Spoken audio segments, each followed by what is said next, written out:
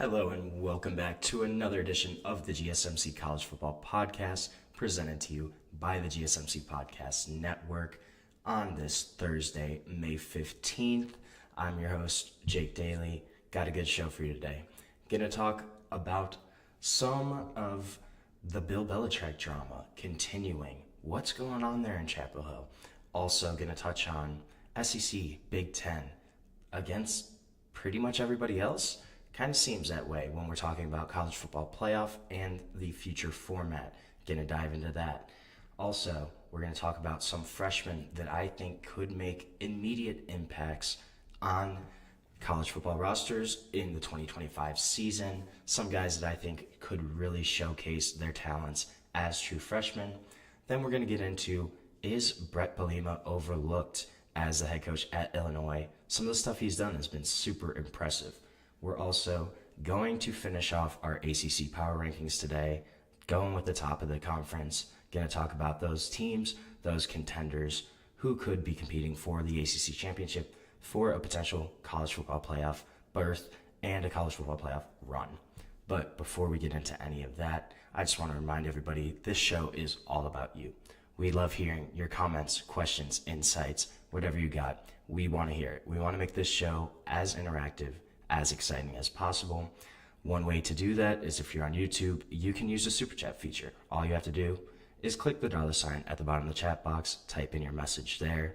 This ensures that your message gets on the air, gets read live. It's also just a great way to support our channel, support our show, support what we're trying to do here at GSMC.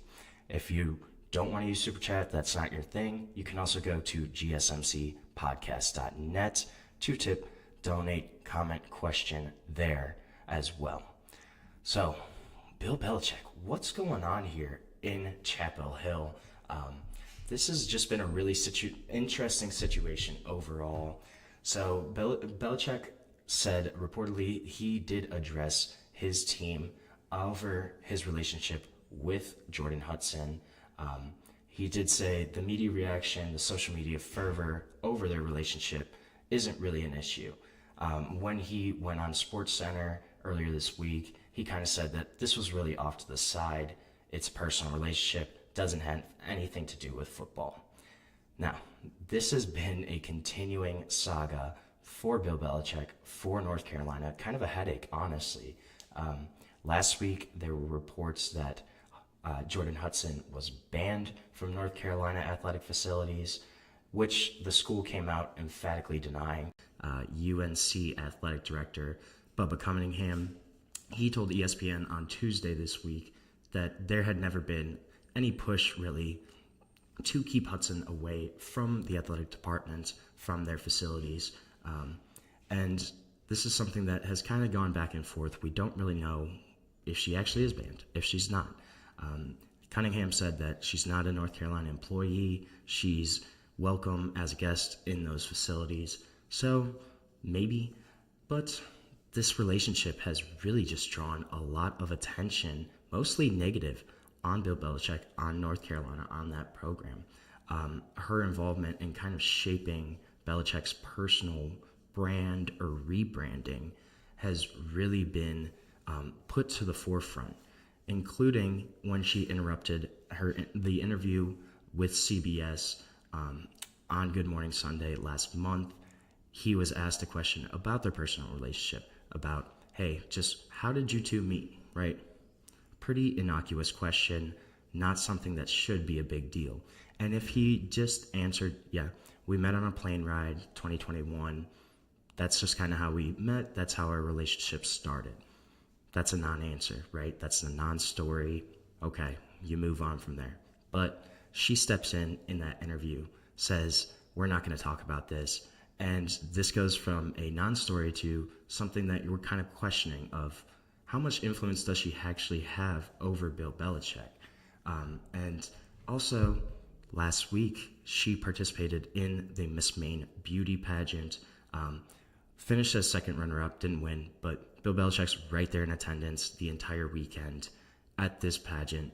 Rather than being in Chapel Hill, rather than working with the football program that he was hired to run, he wasn't there. He was in Maine this past weekend. And this is a guy that Bill Belichick, right, doesn't really use social media. He is a guy that we have seen in the NFL. It's not really his type of thing. And he's also been the headliner at the ACC's meetings this week, their annual conference meetings. In terms of actual coaching, in terms of being in meetings, other coaches said that he's been super inquisitive, super professional during those meetings. Belichick himself said he's trying to be learning about the key differences between the college game, between the pro game, but that his goal still remains to make North Carolina, quote, the 33rd NFL team by implementing kind of a really pro-style NFL-type organizational method for UNC football. And this is something that he said everything we do is a pro model, from the head coach, from the general manager, who in Mike Lombardi is a guy that he has worked with for years, was his first hire when he was hired as the North Carolina head coach, was securing Mike Lombardi as a general manager, a guy that has a ton of NFL front office experience. So it kind of seems like that's really what he's trying to push for. He said, we want to develop players professionally in every aspect, right? So this is something that he has really tried to put to the forefront. Another interesting kind of note here is he hasn't made any North Carolina players available to the media yet since his arrival in Chapel Hill 6 months ago. He did say he's been pleased with the team's kind of progression throughout the spring, but we haven't heard from any of the North Carolina players. We don't know kind of what their mindset is, what they're thinking about Belichick as their head coach, about Jordan Hudson's relationship with him, about her role kind of in this whole scheme of things. We don't know what the players actually think. There's really no indication of one way or the other kind of the mindset of that Tar Heel locker room. I think that's kind of really interesting. And he also didn't really set any specific expectations for this team. He just kind of said that we're trying to stack good days together.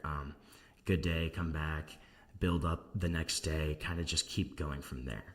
So nothing that we really know about how this team is actually progressing, how they are going to look as a football team. We're not really sure. And this is a guy that you think about, Bill Belichick, in the media consistently. This is a guy that's always had that blank kind of scowl on his face, wide shoulders, really unmistakable presence in kind of the football world. But his public image has definitely shifted over the past few weeks, over the past month or so, I would say. His accomplishments, right?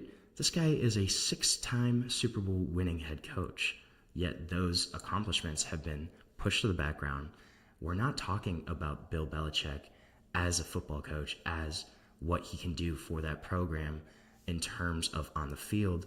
It hasn't been that conversation whatsoever. It's been his relationship, how that has kind of affected things. So there's really a lot more off the field drama than on the field information that we have. It kind of seems it's almost been like a reality show playing out in real time, both across social media and across television screens, right? Now he's gone on multiple interviews. Jordan Hudson has been in social media, posted multiple things just regarding this entire type of situation. And then there's also a CBS Sports article that came out earlier this week where they had one source that they quoted close to the North Carolina program. He said that there was a recent conversation with North Carolina athletics, with their officials there to really kind of taper down Hudson's public appearances, public involvement regarding Bill Belichick, regarding the UNC football program. This conversation also included concerns over some additional attention, right? Obviously, there has been a lot of additional attention that has just come from this whole situation. And if there are more high-profile kind of public appearances in the wake of that interview with CBS, and that's kind of been something that could continue to be shifting the public image of Bill Belichick, of this all-time great head coach. We're not talking about that. We're talking about his off-the-field life. It's something that's really interesting. It's really unique in terms of this guy is one of the best coaches ever. There's no question about that. But we're not talking about that. We're not talking about what he can do for them on the football field. This is something that's off-the-field distractions that could really play a role in how North Carolina kind of operates this year. Another kind of interesting tidbit with this whole conversation is the ACC meetings this week. They're in Amelia Island in Florida at the Ritz-Carlton there. So pretty swanky, a trip that a lot of families, significant others, they go on with their, the coaches, the athletic directors. They bring their families to this trip. But Jordan Hudson was not there. Bill Belichick came by himself. He had a couple team officials with him, but the girlfriend was not there. So this kind of meant that he wasn't greeted by, multiple reporters, photographers, as he was when he arrived at the pageant day in Maine last weekend. And then if you look at behind closed doors, Belichick was really vocal in meetings, it sounded like, particularly about NIL. He kind of explained the structure of NFL contracts and was asking questions about how the NIL kind of deals works. Now, here's another really interesting tidbit is in his contract, there is a clear caveat. There's a buyout clause. Currently, it's $10 million, but June 1st, that buyout clause drops from $10 million to only $1 million. And I think when they kind of put this in, it was more so if he, got an NFL offer to go back to the league, that would be kind of his easy out, right, of getting out of North Carolina. Now, could this be kind of a potential escape hatch for Bill Belichick to get out of this negative publicity? There's a lot of cracks in the foundation here right now.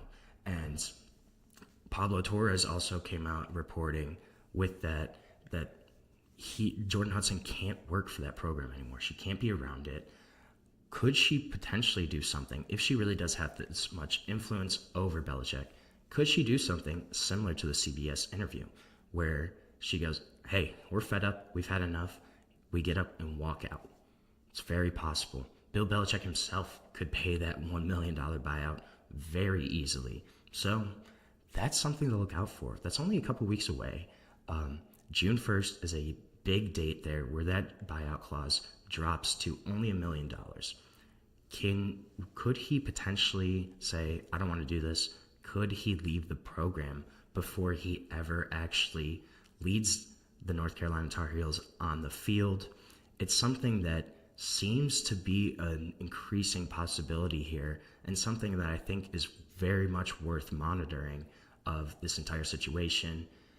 Could he be gone as a North Carolina head coach before he even leads them onto the field? I think it's very possible. So right now, we are going to take our first break of the show. When we come back, we're going to talk a little bit about the college football playoff format and about how right now it's Big Ten, SEC versus pretty much everybody else. So we're going to take a short break, and we'll be back on the GSMC College Football Podcast. I feel like I'm losing my mind. Is everybody in the world blind? Please, Lord, give me a sign, a sign. I feel like I'm losing my mind. Is everybody in the world blind? Please, Lord, give me a sign, a sign. I wanna be the greatest. Everybody on the fake shit. I look around and feel like everybody is the fakest. I make this every day and I'm impatient, hoping one day I blow up from the basement. Statement, the top is so vacant. I don't hear shit that I think is amazing. Waiting for my day when I'm playing sold out shows for 1,000 faces. Hey, give me that crown, get in my way and to be put down. It ain't your place, all this my town. If I want that shit, then I'll get it right now. I'm losing it, the noose it fits. I'm losing shit, a stupid myth. You choose to live or choose to dip. You choose to fight or lose your grip and lose a gift. I feel like I'm losing my mind. Is everybody in the world blind? Please, Lord, give me a sign, a sign. I feel like I'm losing my mind.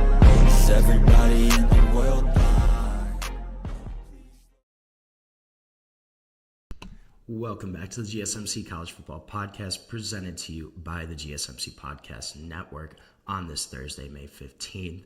Just talked a little bit about Bill Belichick and his future in Chapel Hill.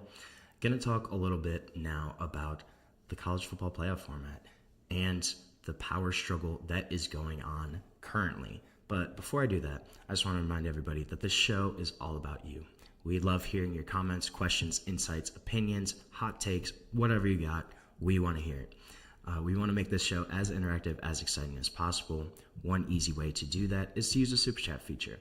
If you're on YouTube, all you have to do is click the $ at the bottom of the chat box, type in your message there. This ensures that it gets on the air, gets read live. It's also just a great way to support our channel, support what we're trying to build here at GSMC. We couldn't do what we do without your ongoing support. We're so grateful to have you all as a part of our community here. Now, let's talk a little bit about the college football playoff format. So one kind of quick anecdotal story here is on Monday, about 5 p.m., just as kind of the ACC spring meetings were kicking off, a Pennsylvania congressman named Brennan Boyle made a big splash when he opened his social media account, typed out a message, and sent it out. And it was really a shot across the bow at the Big Ten and the SEC for their attempt to kind of manipulate the future of the college football playoff format. He tweeted out, "The next time the Big Ten or SEC wants to meet with me about NIL, they need to be prepared to first explain to me how they justify trying to rig the college football playoff." And then he added a hashtag at the end, and it was hashtag greed. And that pretty much seems like it's the case here. Obviously, there's a ton of issues going on, hanging overhead, looming above the future of the college football landscape, right? You have NIL, the unresolved antitrust settlement, revenue sharing, a potential commission coming in from the federal government, a battle over NCAA governance, right? These are all big time issues, but one that's really coming soon is the future of the playoff, of the college football playoff, the industry's pretty much most valuable product right now. And it seems like this is getting really messy. So negotiations among the 4 power conference commissioners have kind of started, but they've produced a lot of disagreement right now. There's a lot of discord over the amount of automatic qualifiers for each conference. That's the big key here, is the automatic qualifiers. So ACC spring meetings obviously came out, and this was discussed. Conference executives discussed this with ADs, with their coaches, sharing with them kind of the latest intel of these negotiations with the Big 12, the Big 10, and the SEC. And most of them kind of declined to share their specific takes, but pretty much the consensus was that nobody likes this. So what would happen right now, what they're kind of pushing for, is there'd be a 16-team playoff, and the Big Ten and the SEC would each get 4 automatic bids. So that's 8 out of the 16 slots go to the Big Ten or the SEC, and then the ACC, the Big 12, would each get 2 automatic bids, and then there would be an additional 1 at-large kind of automatic bid. That's pretty much earmarked for Notre Dame. That's kind of how it seems like it's set up right now. This is something that has been discussed for a while. And so the divide isn't among the number of teams. Pretty much everybody agrees that they want to go to 16 teams starting with the 2026 playoff. This year's playoff is set. It will be 12 teams. It's pretty much kind of going to be the same thing. But the big rub here is those automatic qualifiers. The Big 12 and the ACC leaders, they want more than just 2 automatic spots right now. Those 2 conferences, their officials are expected to kind of propose alternate models to the Big 10, to the SEC over the next couple weeks. But this is something where these conferences gave the Big Ten and SEC all of this power. They signed over a memorandum last spring which extended the college football playoff television deal with ESPN until 2031. But in that memorandum, it essentially gave the Big Ten and the SEC almost all of the negotiating power for the future of the college football playoff, for the future of that formatting. So you essentially gave these conferences that power, right? They all agreed to it last year, and it just kind of seems like it's coming to a forefront, coming to kind of a messy disagreement right now. So there's been several alternate models that have kind of been discussed with ACC athletic directors this week. There are a variety of different formats that would get them a third automatic qualifier spot, even if that spot is potentially conditional on like the conference's rankings, on the playoff committee's rankings. But there are a lot of issues from those in the SEC and the Big Ten over those proposals. One model would be 4 for the Big Ten, 4 for the SEC, and then 3 each for the Big 12 and the ACC. And then you have that one at-large kind of bid. Or ACC teams were also kind of suggesting they would get 3, the Big 12 would get 2, and then there's still that one. That one is pretty much earmarked for Notre Dame. If the Irish kind of finish inside the top 16, which has happened pretty much every year. There's only been a couple years since, I want to say 2015, that they did not finish in the top 16 in the country. So that's kind of protected for them.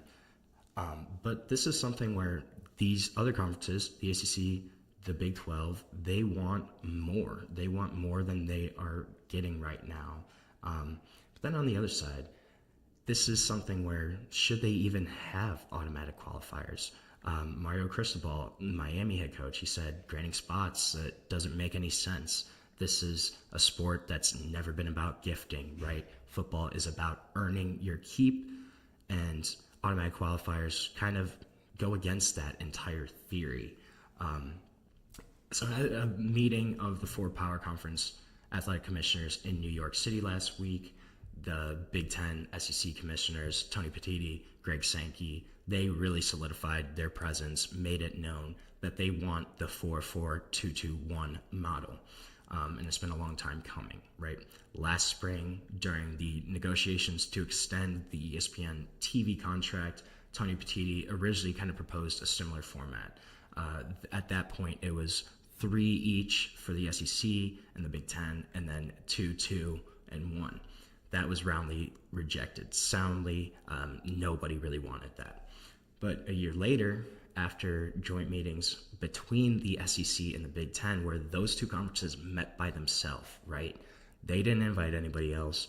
It was the SEC and the Big Ten. They had separate meetings. Their administrators in those leagues, they kind of encouraged the leadership to try to bump up to 4 automatic qualifiers. And the ACC and the Big 12 are not alone in kind of their rejection, their pushback to this format.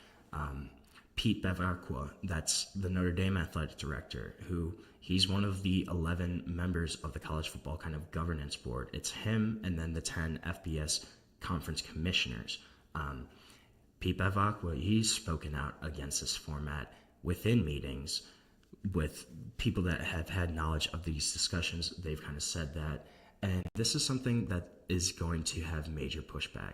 Pat Narduzzi, he kind of echoed similar sentiments to Mario Cristobal, the head coach of Pitt. He said, I think you should earn your way in. It comes down to the image of the Big Ten and the SEC and where they are. And there's basically a lack of respect for the ACC. And he said he didn't like it.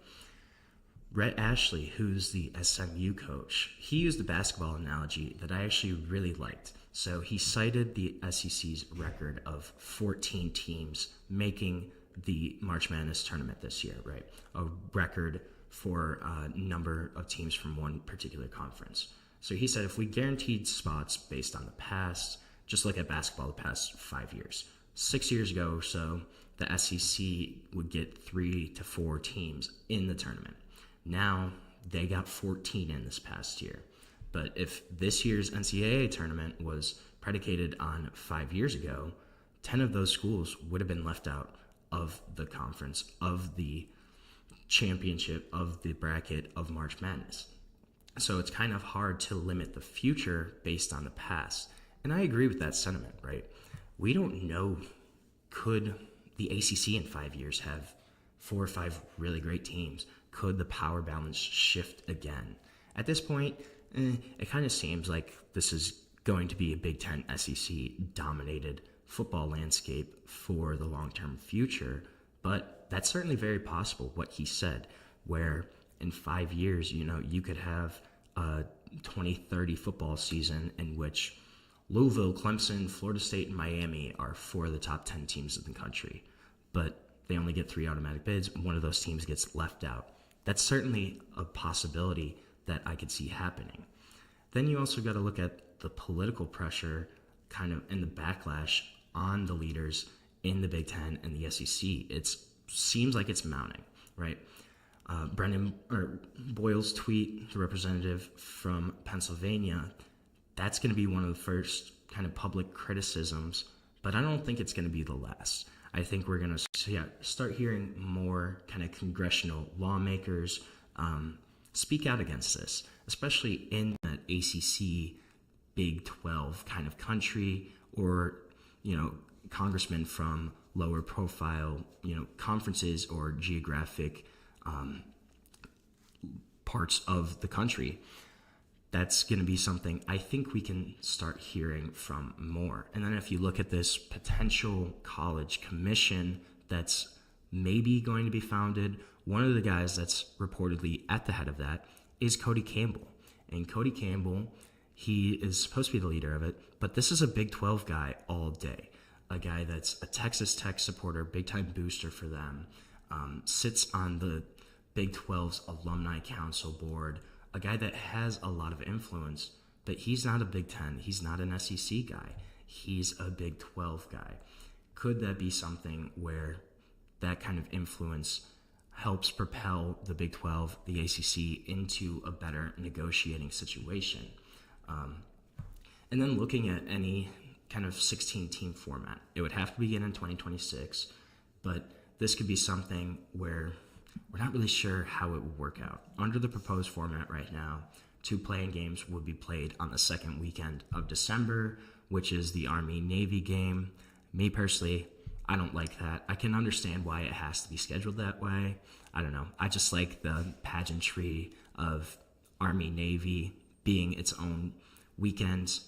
It's kind of fun, but that's something that could be changed with this format. 2 playing games would be played during that weekend. And then there's a potential for the conference kind of championships to be almost a play-in style, where you have the 3rd, 4th, 5th, 6th best teams in the Big Ten, in the SEC, playing each other for the last 2 automatic spots, if that is something that is implemented. So this is going to be a discussion that's going to continue. We're going to have to figure it out. But right now, it really seems like it's the Big Ten, it's the SEC, and it's everybody else. So who's going to win out? Not really sure, but it's going to be a conversation that is going to continue to be had. It's going to impact college football for a long time, and we're just going to have to kind of see how it all shakes out. So right now, we're going to take another short break on the show. When we come back, we're going to talk about some freshmen. Talk about guys that I think can make immediate impacts right away on the football field. But we're going to dive into all of that when we come back on the GSMC College Football Podcast. Looking for your daily fix of sports talk without having to pay for it? GSMC Sports Network is available on YouTube. Just search GSMC Sports Network. Get your fix of daily sports talk shows on YouTube, absolutely free. NFL, college football, NBA, MLB, MMA, UFC, fantasy football, and so much more. GSMC Sports Network has shows running all day long, with new sports shows starting every 2 hours. Just like on your favorite cable sports channel, except GSMC Sports Network is absolutely free. Just search GSMC Sports Network on YouTube to catch one of your new favorite shows, like the GSMC College Football Podcast, Chip Shot Football Podcast, Hoops and Heels Women's Sports Podcast, GSMC Basketball Podcast, and so many more. Check it out for yourself. GSMC Sports Network, now available on YouTube absolutely free. Search GSMC Sports Network on YouTube right now.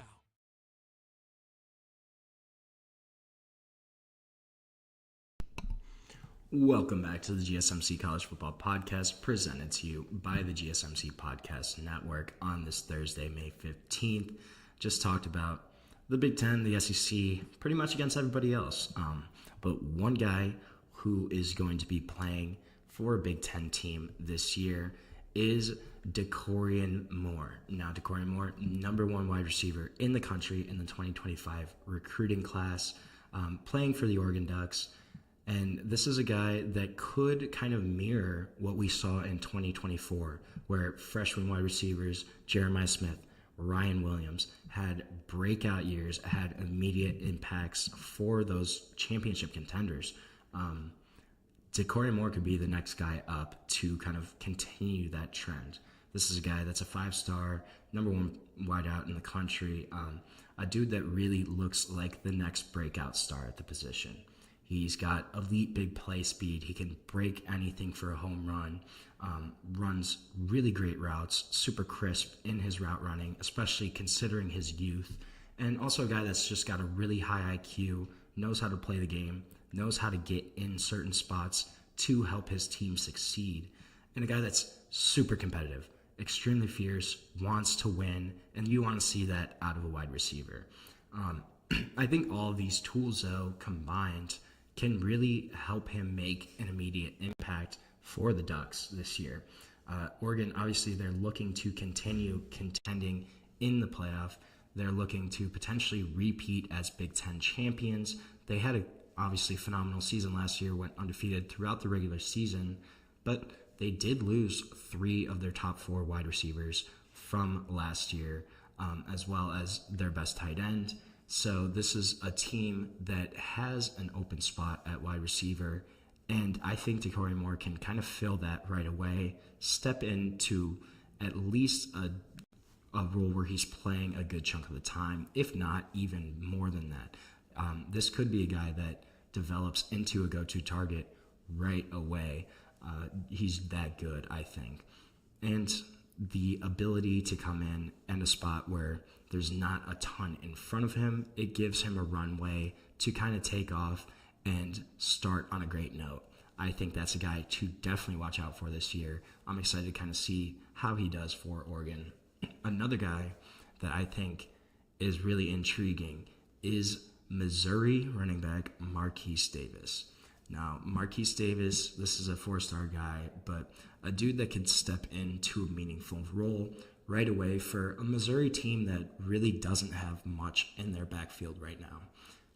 This is a guy that's super thickly built as a running back, a dude that played both ways in high school, also played linebacker, a guy that I think he had about 65 tackles in his junior season as a linebacker, and then just a dude that is super strong, has really nice burst vision combo, also really contributed in the spring, showcased what he can do in the spring, and really impressed that coaching staff at Missouri. So kind of showcased that he's ready to contribute right away to their running attack.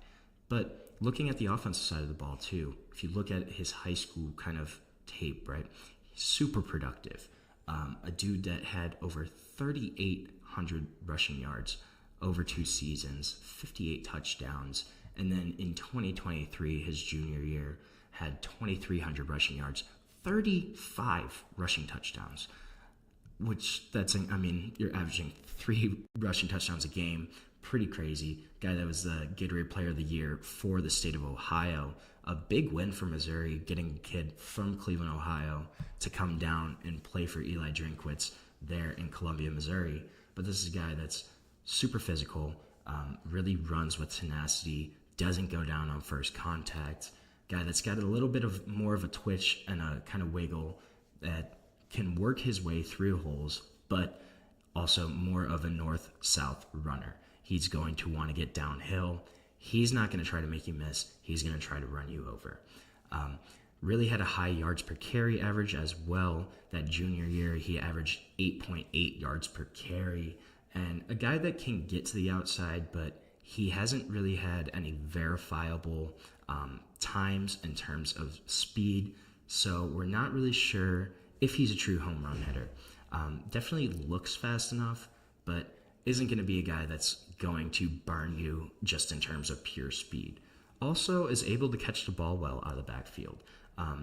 Wasn't asked to do that a lot just in their offense there in high school, but is certainly capable of that. And then a guy that also added a lot of weight and strength to his frame going into his senior year, really bulked up, added some added strength, and a guy that has the body, has the build to be a feature back.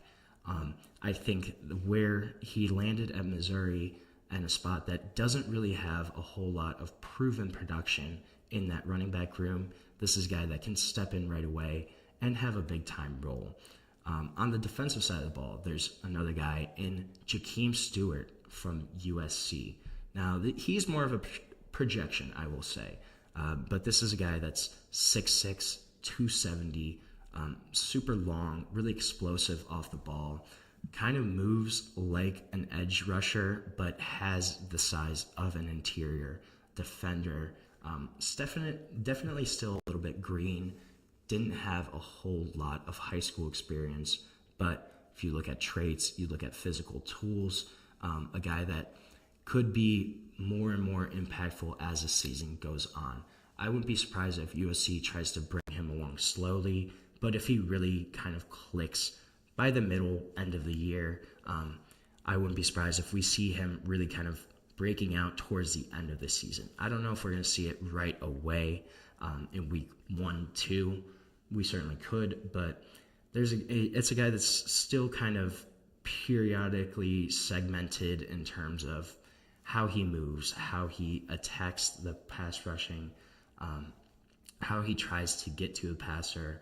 So kind of a little herky-jerky at times, but really can showcase some straight line just juice in getting to the pass rusher, especially for a guy that has such a huge frame. Really capable inside and outside. I wouldn't be surprised if USC kind of moves him throughout the defensive line just to see where he could potentially stick, where he can make the most impact. A guy that I think he can certainly be involved in sub packages where they're trying to get to the pass rusher. You move him inside, you move him outside, stand him up. As a guy that really kind of physically overmatched his opponents in high school, not sure if he can do that at the NCAA level, at the Big Ten level that he's going to have to play at. But does kind of flash some rip, some swim, nuance moves that if he develops that more, can really be an impact guy for USC. Reportedly had a super highly productive sophomore campaign with 85 tackles, 33 tackles for loss, and 20 sacks. That's kind of reported, though. That's not 100% verified. So don't know if those stats are truly accurate, but if they are, that's pretty freaking impressive. A guy that I think could have a big-time impact for USC. Maybe not week 1, week 2, but certainly week 7, week 8, week 9, week 10. As you get into the meat of your season, as you get into the later parts, October, November, I think this is a guy that could come on much stronger towards the end of the year as he kind of develops some of those pass rushing tools, as he kind of matures and is able to learn how to use his body, use his frame to his advantage. This is a guy that has a lot of potential for USC. Then another running back I'm looking at is Gideon Davison, Clemson. Now, so this is a kid that was third best running back in the ESPN 2025 kind of recruiting rankings, and enrolled early. And that was a big bonus for Gideon Davison at Clemson. Really kind of showed out during the spring, impressed the coaching staff there. And kind of the early signs are that he slightly resembles Trevor Etienne, has a really nice quick cut read kind of ability, could step in right away to help replace Phil Maffa, who rushed for 1,100 yards last season for Clemson. But this is a kid that was Virginia's 2024 Gatorade Player of the Year, had more than 8,000 yards from scrimmage throughout his high school career, so super productive, and his youth shouldn't really hold him back in that Clemson's running back room, which is pretty inexperienced overall. So this is a guy that he's not as big as Phil Maffa, but he's faster. He's going to be more explosive and definitely also kind of adds a cutback element when you're looking at zone runs, zone rushes, a guy that can read, change directions, and get upfield, but a guy that's got great vision, good speed, and should fit really nicely into Clemson's offensive scheme. They can utilize him right away as kind of the change of pace, utility back, if he's not the feature back right away, which is also certainly a possibility. But I think even if he's not the featured guy, this is a guy that is going to have a role in the Clemson offense for sure. He's just too talented to keep off the field, and they don't have a whole lot in front of him. And they also have that super experienced passing game in Cade Klubnik, in the wide receivers that they have. That's kind of the perfect situation to take some of the pressure off of Gideon Davison, which I think could really help him and be a boon for his success at the next level as a freshman in 2025. So now we're going to take another short break on the show. When we come back, we're going to talk about Brett Bielema. Is he kind of being overlooked and disrespected as a head coach? We're going to dive into that when we get back on the GSMC College Football Podcast.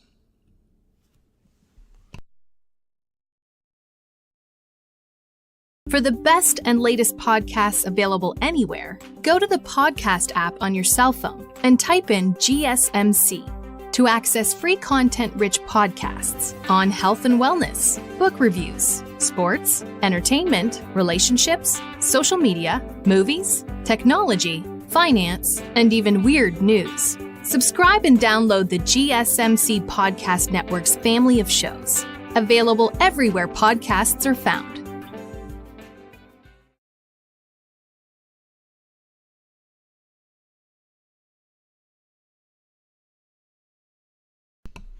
Welcome back to the GSMC College Football Podcast, presented to you by the GSMC Podcast Network. Gonna talk about Brett Bielema, Illinois head coach right now, and is he kind of being disrespected, overlooked? I kind of think so a little bit. So he did just sign a contract extension, which is kind of what prompted my looking into him and just thinking about what he's done as a head coach. So signed a 6-year extension.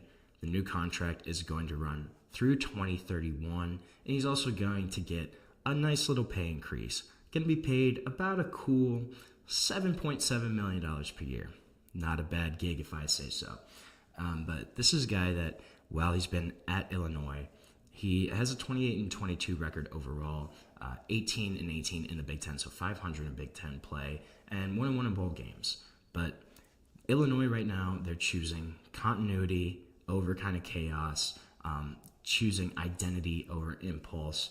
Brett Bielema, he's not a guy that is going to be, the flavor of the month of the national stage. Not really a coaching darling, not a guy that's a viral recruiter, not going to use really displays of flash wealth. That's not his thing, right? That's just not who he is. But this is a really significant extension for Illinois, I think. They're not chasing relevance. They're building staying power right now. They're not trying to upgrade from Brett Bielema. This is a guy that is now locked in for the next 6 years for them, and a dude that's a program builder. He's got NFL pedigree. He's got SEC institutional memory. He has developed a lot of players, brought that kind of ethos from Wisconsin, from Iowa, to Champaign, Illinois, and implemented that and had success doing that. This isn't a guy that's a one-and-done kind of mirage. He's really built success on his continuity, and this is going to be a guy that could potentially lead Illinois into sort of a golden age of their football program. This is something that I think it really is a good move for Illinois. He's a guy that's transformed Illinois football from a complete afterthought to a respected football team. even if you said that 5 years ago, yeah, Illinois is a respected football program, I think people would laugh at your face. That's just how bad they were before. They really were a layup on everybody's schedule. You would go and you see, oh, we got to play Illinois. All right, beat them by 40 points.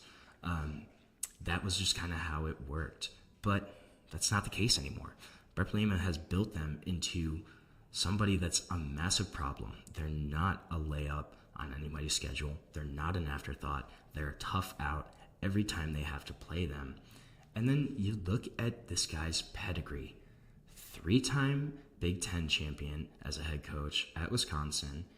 Had that run from 2010, 11, and 12 where he led them to 3 straight Big Ten championships. A guy that in his first season as Wisconsin's head coach, taking over for Barry Alvarez, was the Big Ten Coach of the Year. A guy that's produced 37 All-Americans as a head coach and also had 55 NFL draft picks produced.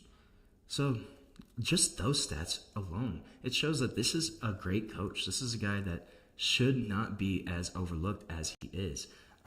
And then you look at the fit with him in Illinois, a dude that grew up in Prophetstown, Illinois, which is actually closer to like Iowa City kind of, but still obviously in the state of Illinois.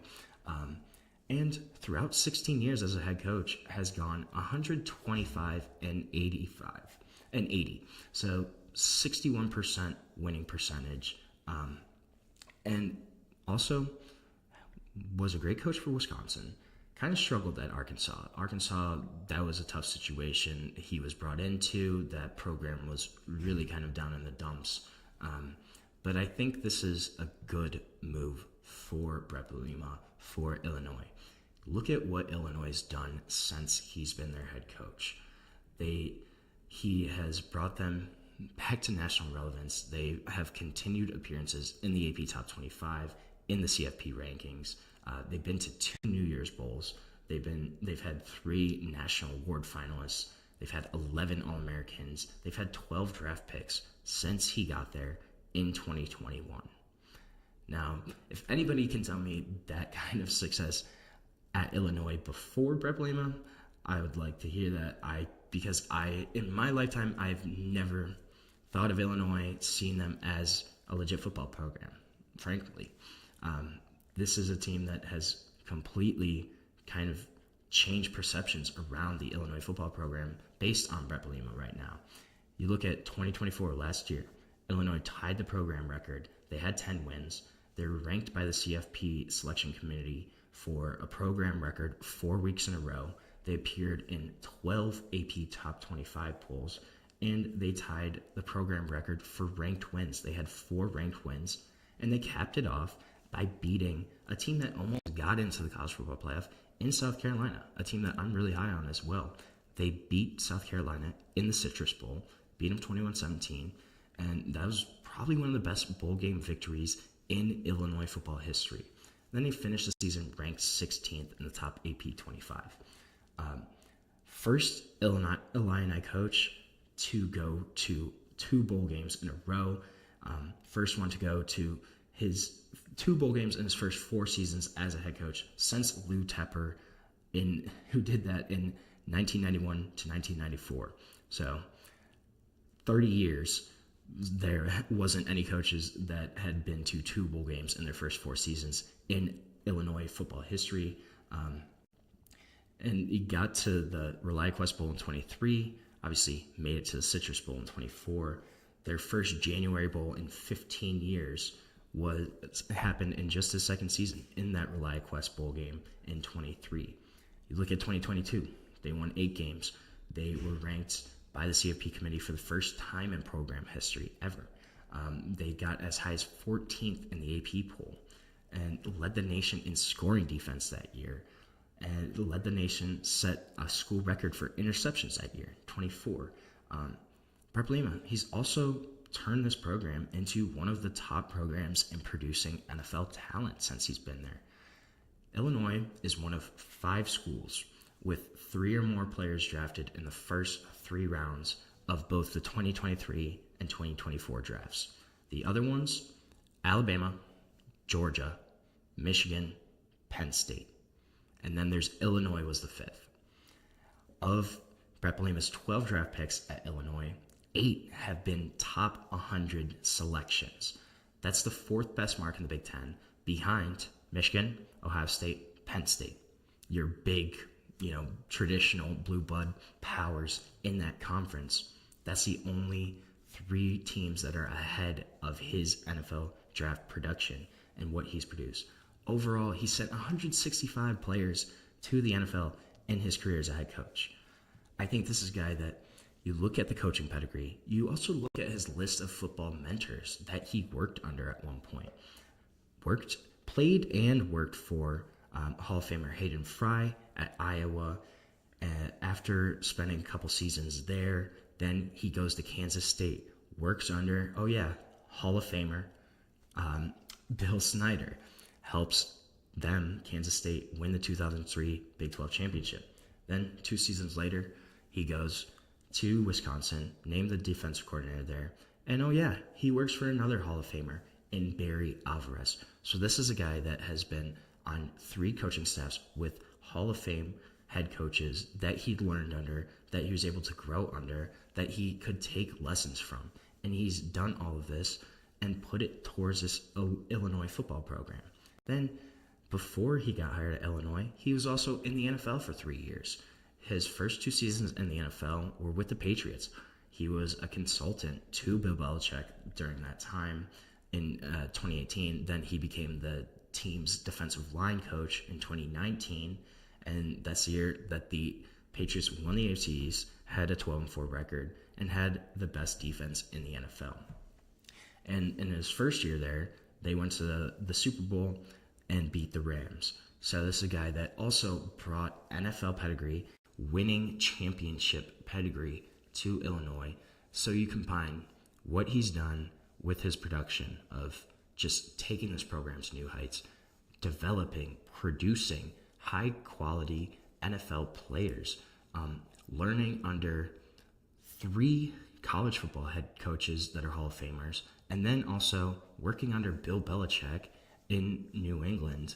That's all conducive to a guy that's a really great football coach and a guy that I think is really getting overlooked. And this Illinois team is getting overlooked as well. This roster for the Fighting Illini really much returned 3/4 of their production from last year. They still have Luke Altmaier at quarterback, a guy that I really think is probably a top 3 quarterback in the Big Ten, and a team that's going to be scary this year. And I think it's time to start giving Brett Bielema his credit, give it where it's due. This is a guy that's a great football coach and a winner. So we're going to take our last break of the show now. When we come back, we're going to finish off our ACC rankings. We're going to do those top 5 teams, going to discuss them, why I have them ranked where they are. So stick with us. We'll be right back on the GSMC College Football Podcast.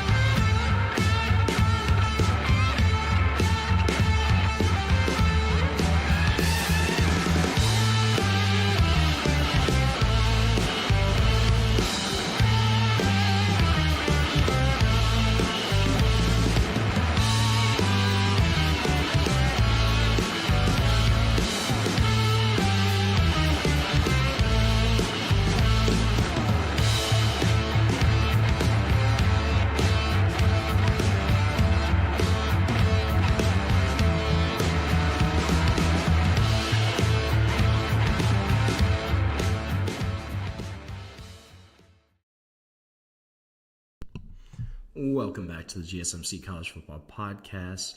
Just talked a little bit about Brett Bielema and the Fighting Illini. Gonna switch gears. Gonna finish off my ACC team rankings.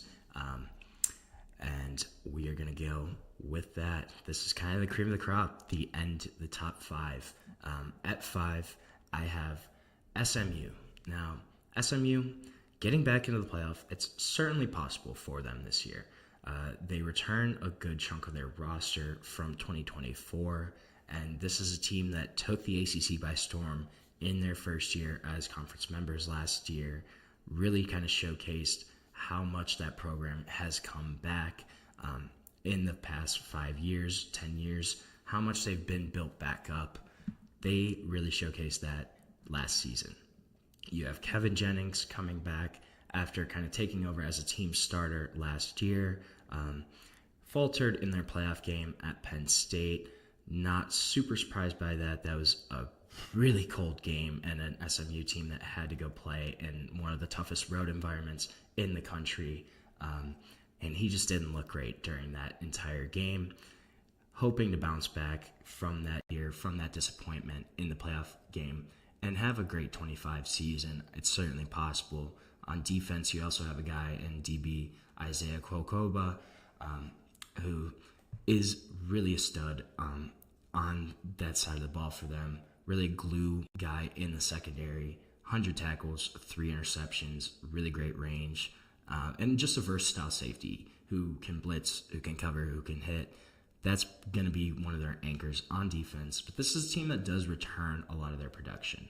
The only reason I am kind of questioning them this year is they have a far tougher league schedule this upcoming season.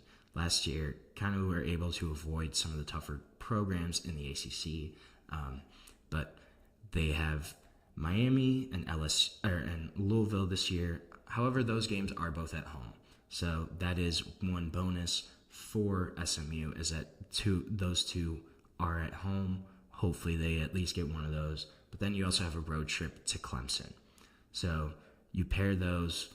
I don't know. I think it's going to be tough for SMU to kind of get back to where they were.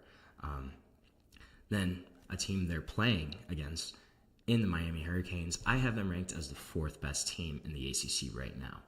So obviously replacing Cam Ward is not going to be easy, especially kind of given the uncertainty around Carson Beck, around his recovery from his elbow injury last season. Will he be fully healthy? That's going to be a big question for Miami. And even if he is healthy, yes, he gives them a steady quarterback, but this is a guy that's far less vibrant, exciting as a quarterback than Cam Ward was, but still going to be a steady presence to lead another really talented roster for the Miami Hurricanes. But they also have to avoid those kind of surprise losses. This is something that's been plaguing Miami for the past few seasons, last year as well. And they also got lucky in a couple of their wins last year. Virginia Tech, that game literally came down to the last play. The Cal game, they were losing that. They ended up coming back right at the end, but that was still a big kind of iffy performance from Miami, and that's something that's been one of their issues since probably the past 5 years, I would say. But this is still a really talented team roster. Francis Mauigoa, obviously going to lead the offensive line, probably the best player on the roster, I would say. This is a guy that I would not be surprised if he's a top 5, top 10 pick in the NFL draft next season. Massive offensive tackle, been starting there since he was a true freshman. Just has the pedigree. And there's been a lot of comparisons, too, between him and Penei Sewell, who obviously Mario Cristobal kind of developed there at Oregon. This is a guy that's really similar to him, going to anchor that offensive line for them. They got Mark Fletcher back. Obviously, they're going to have to replace Damian Martinez, but Mark Fletcher should be able to kind of come and step into that role. A big back at 6'2", 225, really kind of powerful, bruising running back. He had over 1,100 yards last season, 14 touchdowns in the past 2 years. A guy that's proven himself to be a valuable running back on that roster. Could he be even better stepping into that lead role this season? That's going to be a big question mark. They have Ruben Bain back on defense. This is a guy that burst on the scene in 2023, won ACC's Defensive Rookie of the Year, had a great year then. kind of fell off last season, though. In 24, he had a sustained a hamstring injury on the second play of the season when they played Florida, and pretty much was never really the same throughout the rest of the year. So hopefully recovering fully from that hamstring injury, getting back to those 23 levels, that would give Miami a really impact defender on that defensive front. I don't know. I think there's a couple more question marks about this Miami team. I don't know how Carson Beck will perform. He's going to have more runway as a quarterback there, but he's still recovering from that arm injury. We still kind of don't know what his status looks like, how he's feeling, how he will perform. That's going to be a big question mark. And just those kind of losses that they shouldn't lose. I think that's something we will probably see again this year from Miami. I wouldn't be surprised to see them drop a game or two that they shouldn't. That's something I think is very, very possible for the Hurricanes this year. That's why I have them at 4th. But at 3, I have a team that I'm really high on. This could be projecting them too high, but I think Georgia Tech is going to have a really great season this year. So they're going to need a healthy Haynes King under center. Missed multiple starts last season to injury, but I think they could really ride that momentum, the motivation from the Georgia game last year where, oh man, they were right there. 8 overtime game, end up losing at Georgia. But I think they could ride this all the way throughout this season. Just how that game went, how Georgia Tech performed there, I think it gave them a lot of confidence to kind of show that they can hang with some of the top teams in the country. You have Jamal Haynes returning as your go-to guy at running back. Wide receiver is going to be a little bit of a question mark for them. Lose your leading wideout in Eric Singleton Jr., transferred to Auburn. So that rotation is going to be a bit of a question mark. I think the defense also, this is going to be a big boom or bust here. I think the season rests a lot on their defense. It's going to be a lot of new guys rotating in, especially on the defensive line. Linebackers a little more set there with some more experienced guys. But then their schedule is pretty manageable as well. You get Clemson, you get Georgia at home. So those are 2 matchups that could have been on the road. You get them both at home this year. If you win one of those potentially, could you carry that momentum throughout the season to propel them to an ACC championship? I think it's certainly very possible. But I think the Louisville Cardinals are the second best team in the ACC this upcoming season. They kind of have had potential for a breakthrough the past few years. They were kind of projected that last season, but this is a deeper team than last year, and they won 9 games last year. They're buoyed by Miller Moss coming in, Jeff Brom looking to go 3 for 3 on transfer quarterbacks after having Jack Plummer, Tyler Shep the past 2 years. I think Miller Moss is more talented than both of those guys, and if Jeff Brom can kind of work with him, unlock some of the other parts of his game that he struggled with, this could be a really great quarterback for Louisville. And I think it's going to be a really good offense.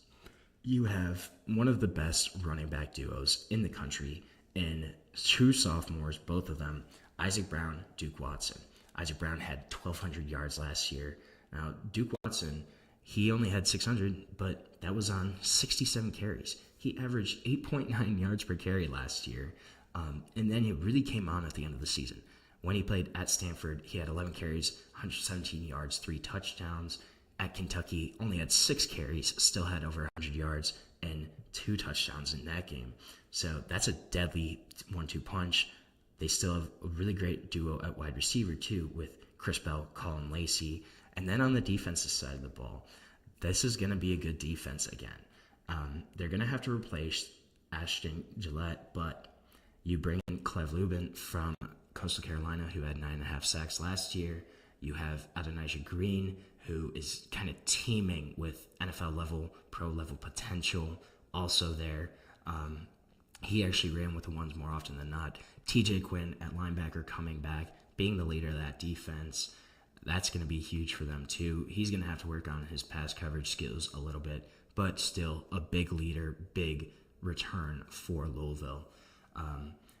They do have some tough games, though. They're going to have to play at Miami and at SMU, but they get Clemson and Kentucky at home.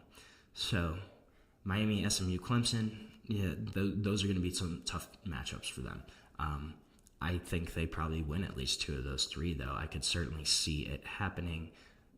They are teaming with potential this year. I think they're second best, but the clear leader in the clubhouse this season is Clemson. Returning a ton of production, one of the most in the country in the Power 4 rankings. You have one of the most experienced quarterbacks coming back in Cade Klubnik, a guy that is a really great quarterback, had a ton of pedigree, really stepped up in 2024 last season after kind of an up and down year in 2023. On paper, they're certainly the best team in the ACC. Genuine contender for a national championship if kind of Dabo can put all the pieces together. You have your entire starting wide receiver room coming back. Bryant Wesco, Antonio Williams, TJ Moore, all back for big-time roles. You have 4 starters on the offensive line coming back. And you have Peter Woods, TJ Parker anchoring that D-line, giving that unit big-time leaders, and guys that are just great players as well as leaders in the locker room, on the field. Those are 2 big pieces for them. And you have Avion Terrell at cornerback, A.J. Terrell's younger brother, a guy that could be one of the best cornerbacks in the country, really had a strong season last year as well. I wouldn't be surprised to see them. It's very possible they could run away with the ACC, I think, this year. But this is a super talented Clemson team. Kind of seemed like they're starting to gain some momentum back. Won the ACC last year, kind of snuck into the playoff, and I think that gave them some validation. And they're going to come out with a ton of confidence this year, with a ton of experienced guys, and with a great head coach in Dabo Swinney who knows how to win at Clemson. They have to be number 1 this season. They're going to be an exciting team to watch this upcoming year. So we are going to end our show for today. Thank you so much for tuning into the GSMC College Football Podcast, presented to you by the GSMC Podcast Network. Please remember to like, subscribe, follow the channel, and if you want, you can also go to Facebook, Instagram, TikTok, or Twitter for even more sports content, more sports updates that you love. Thank you so much, and have a great day.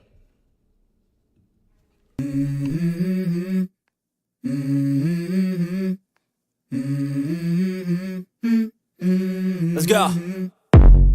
I wake up to a little bit of drool on my pillow, feel like it's gonna be a bad day. Yeah, I'm tired of shit, and the coffee ain't hit yet, damn ain't that great.